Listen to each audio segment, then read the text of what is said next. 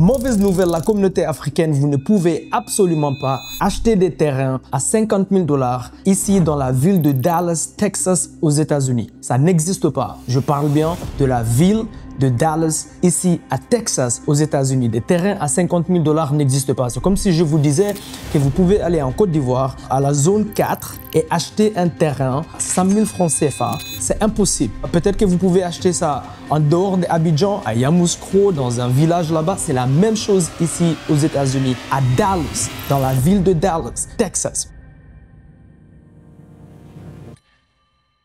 Il y a une pub qu'on m'a envoyée de partout, la communauté africaine. Hey, j'aimerais bien investir dans ça, acheter un terrain à 50 000 $ à Dallas et avoir les papiers pour venir aux États-Unis. Les seuls terrains qui existent à 50 000 $ ici aux États-Unis, ce sont dans les villages. C'est à 1h45 minutes à 2 heures du temps de conduite de la ville de Dallas. De la même manière que quand vous êtes en Afrique, si vous achetez un terrain, la valeur du terrain, que ce soit la valeur d'aujourd'hui ou la valeur du futur proche ou du futur lointain, est déterminée par la localisation. Les États-Unis n'est absolument pas différente. C'est pas parce que c'est les États-Unis que ça veut dire que partout là où vous achetez, 1, c'est un bon investissement. 2, c'est la ville. 3e, d'accord, les villages ici sont parfois pires que les villages même en Afrique. Bien sûr, si quelqu'un vend quelque chose, c'est pas juste le vendeur qui est responsable, l'acheteur aussi ou l'acheteuse est responsable d'utiliser leurs neurones, d'utiliser leur cerveau par eux-mêmes avant de prendre une décision financière, surtout s'il s'agit d'un investissement. 2e chose, ici aux États-Unis, vous pouvez jamais avoir les papiers juste parce que vous avez acheté un terrain aux États-Unis virtuellement. Oui, vous pouvez acheter virtuellement de la Côte d'Ivoire, Cameroun, Niger, peu importe, mais vous pouvez jamais avoir les papiers ici aux États-Unis juste parce que vous avez acheté un terrain dans un village où il y a personne qui y vit, ou bien les seules personnes qui vivent là-bas, ce sont des retraités. Or, il n'y a aucun business à côté, il n'y a aucune école à côté.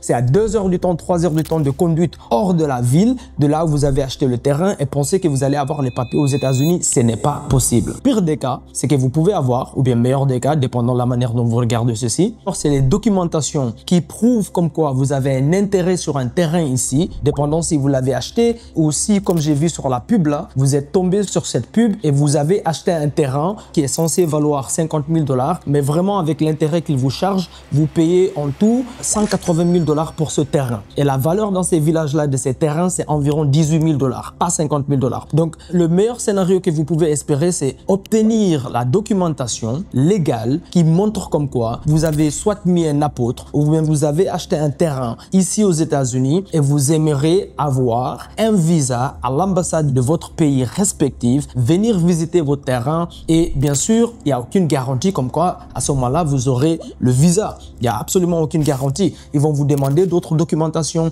Donc, votre qualification pour avoir le visa va dépendre bien sûr si vous pouvez fournir tous les autres documents dont l'ambassade a besoin dans votre pays. Et si maintenant, bien sûr, la documentation d'avoir investi dans un terrain ici vous donne, d'accord, une certaine crédibilité et une plus grosse chance d'avoir le visa. Mais une fois que vous avez le visa, c'est un visa de touriste. C'est un visa pour venir ici, visiter votre terrain et il vous donne ce visa pour un temps défini. Et si vous arrivez ici et vous décidez de rester, devinez quoi? Vous devenez ce qu'on appelle un immigré illégal. Bien sûr, c'est un choix que vous pouvez prendre. Je comprends le fait qu'on veut quitter l'Afrique et venir ici, mais c'est un choix à prendre et comprendre dans quoi vous rentrez. Dans quoi vous investissez votre argent. Deuxièmement, est-ce que c'est vraiment un investissement ou bien vous êtes juste désespéré de quitter l'Afrique? On vous dit Dallas, vous savez pas où Dallas se situe, vous savez pas si Dallas c'est la ville, vous savez pas comment analyser des terrains ici pour savoir vraiment si c'est que vous achetez vaut vraiment le prix que vous payez, vous savez pas la structure ici, comment les crédits fonctionnent parce que c'est pas juste acheter le terrain. Après, maintenant, quand vous arrivez ici, vous avez des paiements mensuels alors que vous savez même pas encore comment vous allez trouver du travail ici. Maintenant, vous avez des paiements mensuels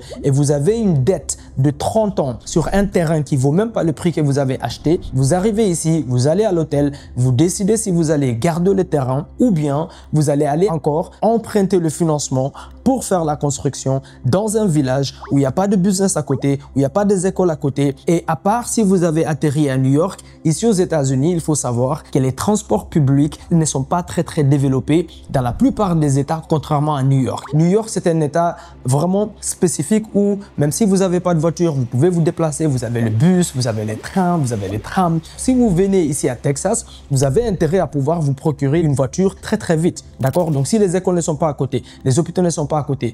Vous savez même pas si vous arrivez ici. Vous restez en tant qu'immigrant illégal. Vous parlez à peine anglais. Combien de temps ça va vous prendre pour que même Uber ou bien un restaurant chinois vous engage pour que vous faites la vaisselle? Les gens qui ont de l'argent et qui arrivent à acheter ça cash, je comprends. Tu as de l'argent en Afrique, tu es peut-être un ministre, tu travailles dans le gouvernement ou bien tu es un homme d'affaires, tu achètes. Ton objectif, c'est ramener ta famille ici et une fois que ta famille est ici, tu peux te permettre de les acheter la voiture, tu peux te permettre de payer le terrain cash, donc tu empruntes pas. Un terrain qui vaut normalement, si tu savais comment analyser un terrain et voir ce qu'on appelle des appraised value. Appraised value, c'est la manière dont ici on détermine la valeur de quelque chose. Voir, ok, j'ai bien acheté un terrain qui vaut que 18 000 $, mais comme j'ai les 50 000, je m'en fous, je paye les 50 000. Une fois que ma famille arrive ici, je peux me permettre, d'accord, de construire une maison ou bien deux ou bien trois dans ce petit village ici, complètement hors de la ville, leur acheter la voiture, mettre mes enfants dans les meilleures des universités. Je ne veux pas galérer financièrement. 99% des gens, c'est pas les cas. Quand vous arrivez ici, vous trouvez à peine un boulot pour la livraison. Donc maintenant, vous êtes immigrant illégal, vous avez acheté un terrain, vous avez mis, apparemment, vous mettez 5 000 $, d'accord? J'ai rien contre le gars. Comme je dis, j'ai rien contre la personne et la compagnie qui fait cette pub. On ne peut pas juste blâmer le vendeur aussi. Pour que quelqu'un vende un produit, il doit y avoir un acheteur. Pour que quelqu'un qui vend de la drogue continue à vendre de la drogue, c'est parce qu'il a des clients qui continuent à acheter. Donc, si vous, la personne qui ne savent même pas comment analyser un terrain, vous ne savez pas la valeur de ce dont vous achetez, vous ne savez pas encore la réalité des États-Unis, vous ne savez même pas comment aller vérifier si vous êtes vraiment dans la ville de Dallas, dans les meilleurs des quartiers,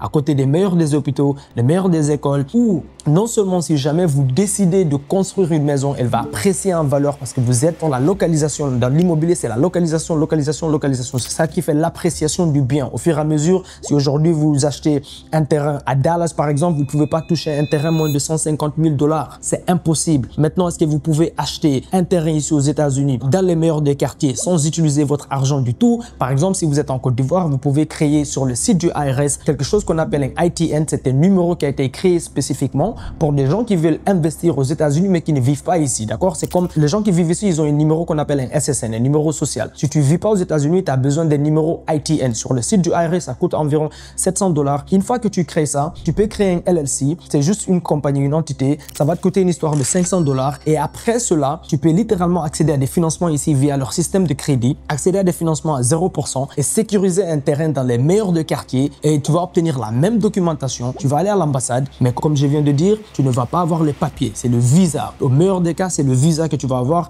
Et une fois que tu es ici maintenant, tu vas décider soit tu vas revendre le terrain et rester ici si tu décides de rester, restant en sachant que si tu restes, tu deviens immigrant illégal. Donc, tu vas devoir prendre le chemin que nous, Africains, on prend toujours pour obtenir les papiers. On se démerde. Tu viens ici, peut-être que tu trouves une de ces dames qui passe son temps au McDonald's avec les ventres comme ça, hein, les petites des quartiers là, et tu te maries avec elle, peut-être. Je sais pas, je suis pas en train de te donner un conseil légal, je suis pas votre avocat ni votre conseiller financier, mais je vous dis juste que il faut un peu utiliser votre cerveau. Donc, si quelqu'un vend quelque chose, vous achetez, on peut pas juste blâmer le vendeur aussi, parce que pour que la personne puisse vendre, il doit y avoir un acheteur. Pour que quelqu'un puisse arnaquer quelqu'un, il doit y avoir une personne à arnaquer. La personne doit tomber dans l'arnaque, parce qu'on ignore, comme on aime le show, on ne pose pas de questions. On ne se dit pas, ok, montre-moi un peu comment j'analyse le terrain pour savoir ce que j'achète. Dis-moi ce qu'il y a dedans. Quand je paye ces intérêts sur ces terrains ici, 9%, 6%, 7%, à la fin, quand j'ai terminé de payer les terrains, est-ce que le terrain m'a vraiment coûté 50 000 $ ou bien le terrain m'a coûté combien? Si tu achètes un terrain dans un village qui va à la fin te coûter quand même 150 000 $ avec l'intérêt, autant créer ton ITN. Maximum, tu vas dépenser 2 000 $. ITN, LLC, tu obtiens les financements à 0% et tu sécurises un terrain dans les meilleurs des quartiers, ici à Dallas, Texas, ou bien dans n'importe quelle ville. Et une fois que tu as tes documents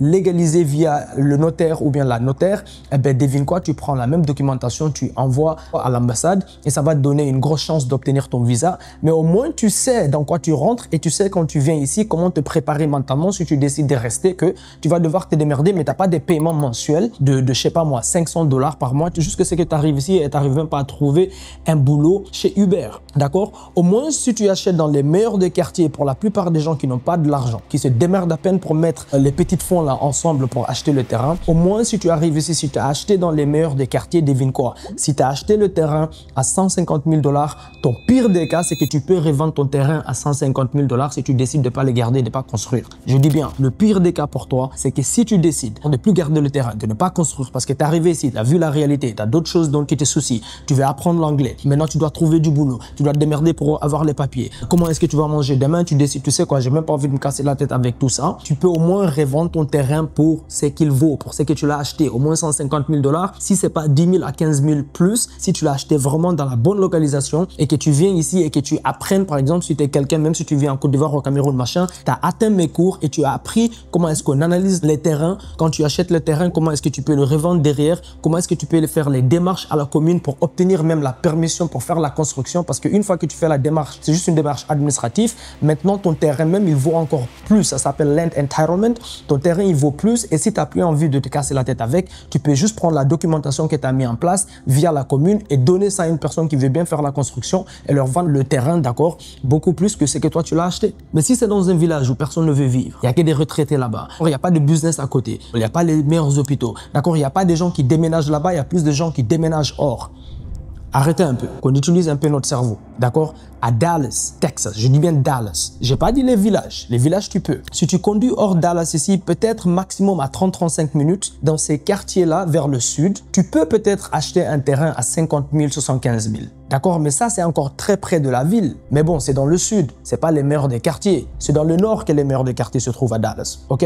Mais si tu dépasses, dès qu'on te dit 1 heure de Dallas, 1h45 minutes de conduite, 2 heures du temps, 3 heures du temps, tu es au village. De la même manière que si tu allais au Sénégal, au lieu d'acheter en ville, tu vas dans un village là-bas. Ou peut-être tu espères que des choses vont arriver là-bas dans 30 ans. Tu espères, tu joues au tombola là, c'est pas un investissement. Il faut savoir la réalité. Le président aujourd'hui aux États-Unis ici, si tu veux vraiment investir aux États-Unis et ton objectif c'est avoir les papiers via ton véhicule d'investissement, que ce soit une maison ou bien tu achètes un business qui existe déjà ou bien tu achètes un terrain, peu importe, il a augmenté la somme. Avant c'était 1 million de $. Il a augmenté ça, je pense, à 5 millions de $.